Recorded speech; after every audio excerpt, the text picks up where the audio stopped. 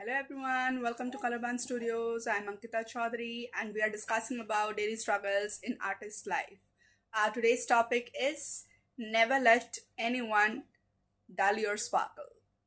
Self appreciation, acknowledgement is so important in whatever achievement or little thing we have done in our daily life.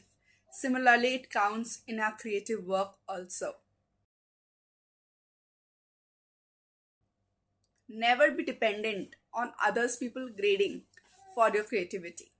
That does not mean reviews are not important. Of course they are, but never let criticism ruin your hard work. So here the question arises. If you are open to review, open for criticism too. But then how can one be positive about it? The pro tip here lies is don't become judgmental or negative as per your creativity is concerned. Accept that criticism, work on it, and build over it. This acceptance will be your key. Always value your strength and work over your weaknesses.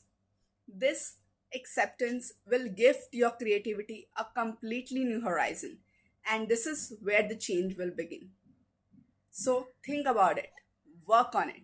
Until then, keep sparkling and bye.